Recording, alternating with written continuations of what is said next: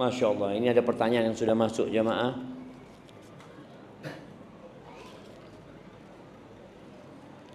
Afwan Ustaz, bagaimana kita sebagai anak untuk berbakti kepada orang tua jika keduanya sudah bercerai? Salah satu dari mereka sudah tidak komunikasi lagi. Ana tinggal dengan ibu Ana, namun hati Ana sudah sakit dari sejak kecil saat ayah Ana menyakiti ibu Ana. Mohon penjelasannya Ustaz. Barakallahu fiik. Subhanallah jemaah. Iya. Yang pertama, ketahuilah kita ini pendosa. Allah Azza wa Jalla menetapkan manusia itu sebagai pelaku dosa. Kullu bani Adam khata'. Semua anak Adam itu pasti berbuat salah. Wa khairul khata'in at-tawwabun. Dan sebaik-baiknya orang yang berbuat salah adalah yang bertobat kepada Allah Subhanahu wa taala. Tapi kalau orang tuamu berbuat salah kepada ibundamu, menyakiti ibundamu, ya, bapak nanti akan mempertanggungjawabkan perbuatannya di hadapan Allah. Engkau bukan hakimnya. Engkau nggak usah mengadili bapakmu. Bapakmu nanti akan disidang.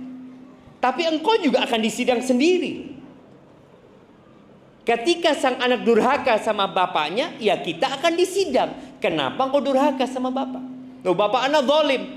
Loh, kan Allah sudah nyuruh kita berbakti sama orang tua. Walaupun orang tua kita zalim, walaupun orang tua kita kafir, nyuruh kita melakukan kekafiran, tetap kita berbakti.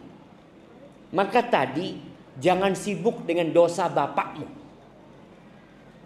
tapi pikirkan kalau engkau durhaka sama bapak. Juga kadangkala anak ini dapat cerita buruk dari ibundanya. Ibu bapak itu dulu kayak gini. Tolong ya buat para ummahat, ibu-ibu yang bercerai sama suaminya, jangan bikin anaknya benci sama bapak. Udah cukup engkau berpisah sama anak, sama suami, karena memang sudah gak jodoh lagi. Tapi jangan nambah dosa, karena menanamkan kebencian kepada anak, kepada orang tuanya, itu termasuk dosa besar nantinya, sehingga anak kita durhaka sama orang tua. Maka tadi buat yang bertanya ini, tetap engkau berbakti sama bapak. Terus bagaimana dengan kesalahan bapak? Sudah, bapak akan dihisap sendiri dengan kesalahannya. Dan boleh jadi dengan engkau memberikan nasihat kepada ayah, ayah jadi sadar ketika anak ini berbakti sama bapaknya. Sang ayah melihat, ya Allah, anakku ini Masya Allah ya, walaupun dia dibesarkan sama ibundanya, dia tetap berbakti kepada aku. Karena memang wajib berbakti kepada orang tua walaupun mereka sudah berpisah. Doakan ayah kita ya. Rabbighfirli wa liwalidayya warhamhuma kama rabbayani shaghira.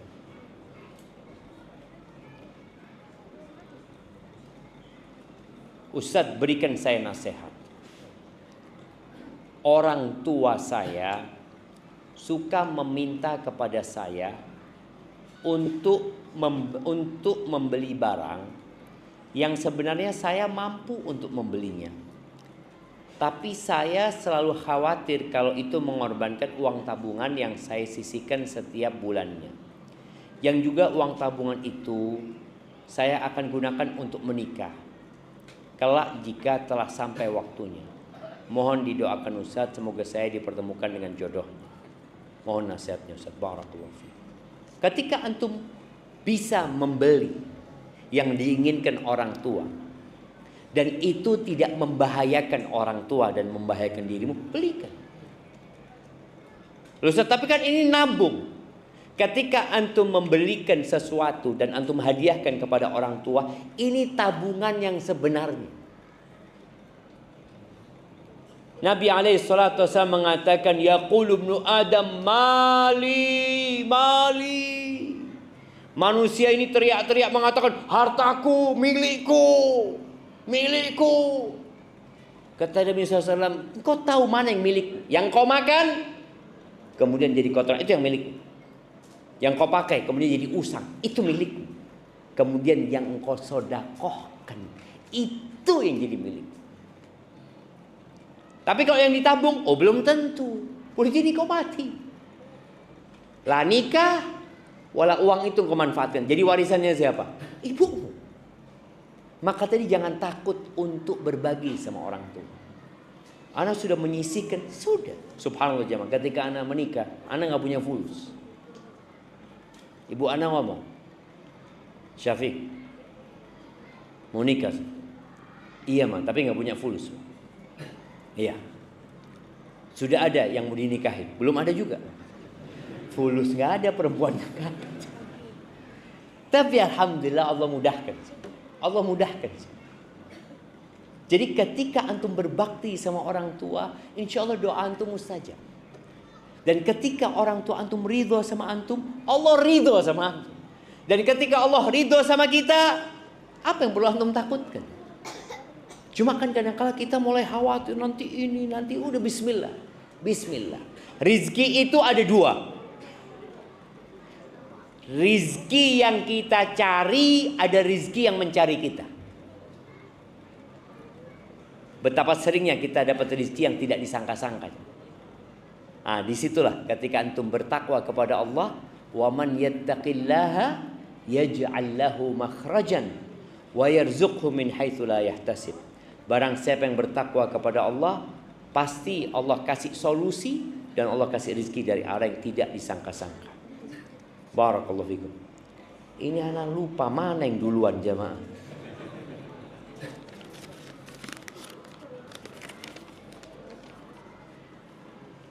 Masya Allah, bismillah. Waduh. Coba lihat.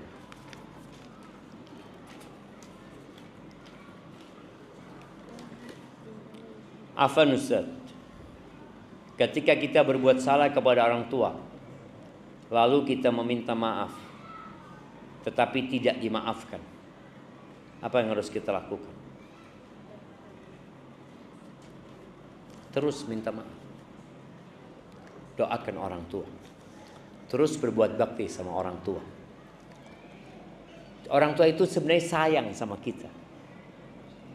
Dia tidak memaafkan kita itu berat, tapi boleh jadi kita sudah menyakiti hati.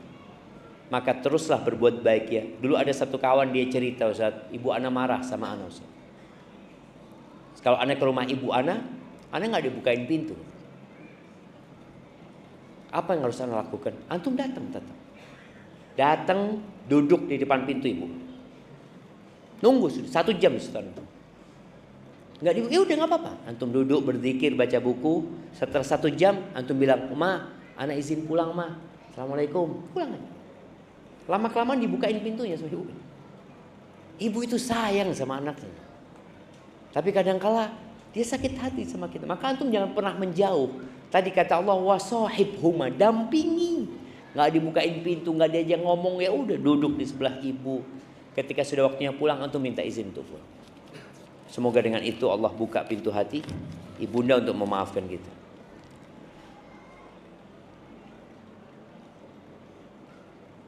Bismillah.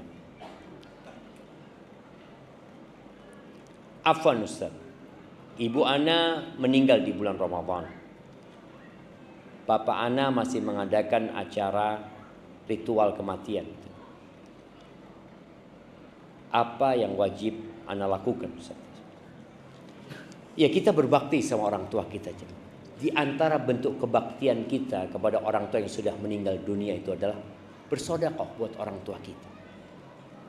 Jadi tatkala kita memang tidak mengadakan acara seperti itu, ya udah kita sebagai seorang yang mencintai ibunda kita. Karena orang berpikir kalau kita tidak mengadakan acara 3 hari, 7 hari, 40 hari, dianggap kita nggak berbakti sama orang tua. Maka tunjukkan kebaktian yang diajarkan Nabi alaihi salatu wassalam. Antum sedekah punya harta, belikan karpet buat masjid, buat ibundanya.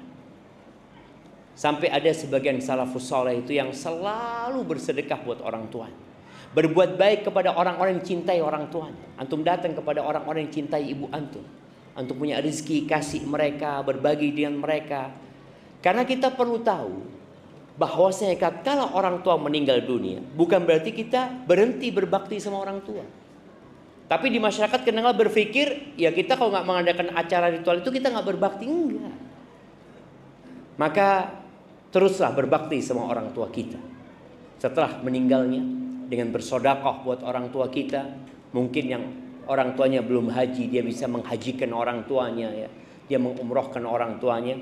Jadi tetap ada kebaktian sama orang tua setelah meninggalnya orang tua kita.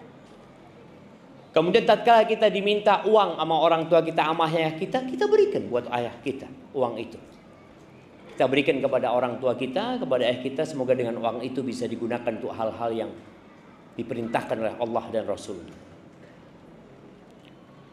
Bagaimana jika kita memberi kepada orang tua untuk membelikan rumah dengan cara berhutang, mengingat orang tua belum punya rumah? Boleh kita berhutang untuk membelikan rumah buat orang tua kita, tapi utangnya tidak riba. Yang pertama. Yang kedua, dan antum punya kemampuan untuk melunasi. Karena jangan sampai kita berbakti sama orang tua tapi kita berdosa sama Allah Subhanahu wa taala. Ana ingat dulu di Jember itu ada seorang anak yang berbakti sekali sama orang tuanya. Dia nggak bangun rumah sampai dia bangunkan rumah buat orang tuanya. Dia ngontrak. Dia punya rezeki, dia bangunkan orang tuanya. Masya Allah. Allah buka pintu rezekinya dia. Maka tadi ketika orang tua belum punya rumah dan antum ingin berbagi, silahkan. Orang tua yang didulukan. Di sini para istri kadangkala mengeluh. Karena melihat suaminya, ibu lagi, bapak lagi. Jangan takut. Yang diberikan itu tidak akan hilang. Dan Allah akan kasih ganti yang lebih baik. Barakallahu fikum.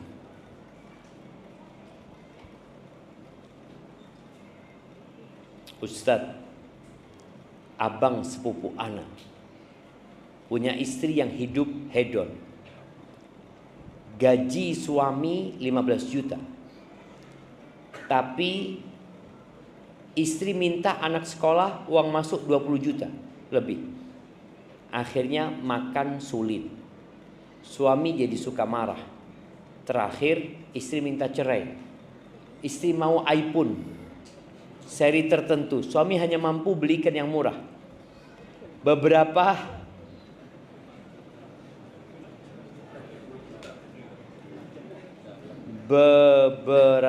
hari iPhone dibalikan karena orang tuanya membelikan iPhone seri pilihannya. Suami sakit hati. Sebaiknya bagaimana Ustaz? Sisi suami. Yang pertama, hendaklah suami ini banyak-banyak istighfar. Mohon ampun sama Allah Subhanahu wa taala. Sebelum kita menyalahkan orang lain, hendaklah kita menyalahkan diri kita sendiri. Karena kita ini pelaku dosa. Boleh jadi suami ini memang salah pilih istri dari awal. Nabi SAW sudah memberikan arahan perempuan itu dinikahin karena kaya, cantik, bangsawan, dan karena agamanya.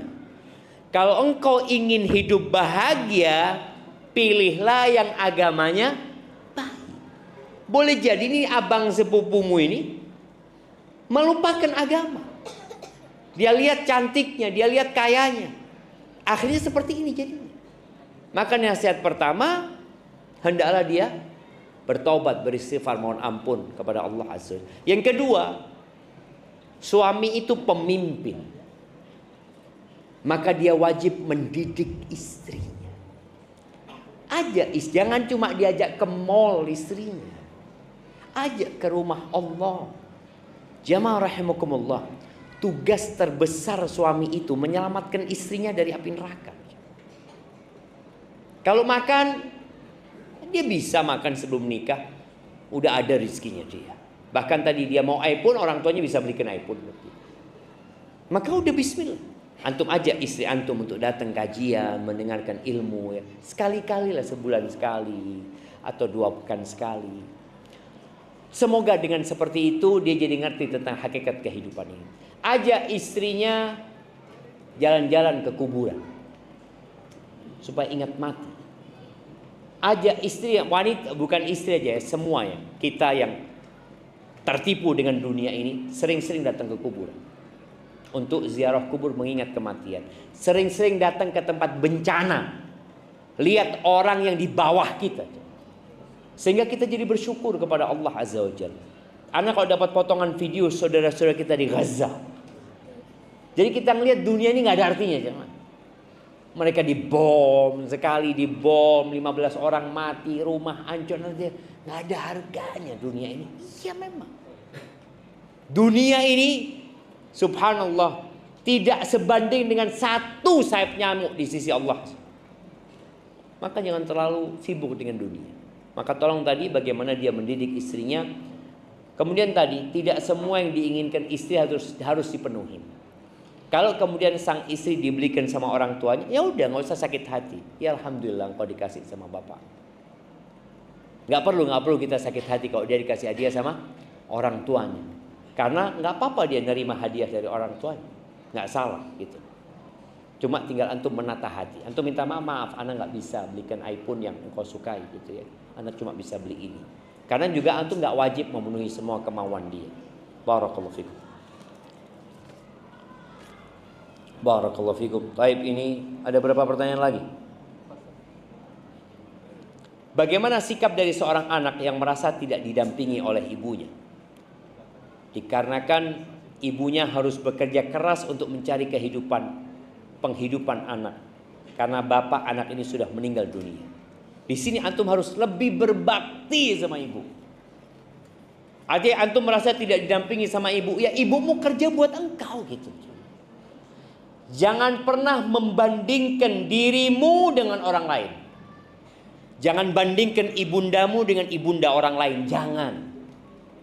Karena engkau nanti akan benci sama ibumu. Enak ibunya fulan selalu mendampingi anaknya, engkau tidak didampingi. Ya udah. Engkau lihat kepada kelebihan dan kebaikan ibundamu. Dengan cara itu engkau akan berbakti sama ibundamu.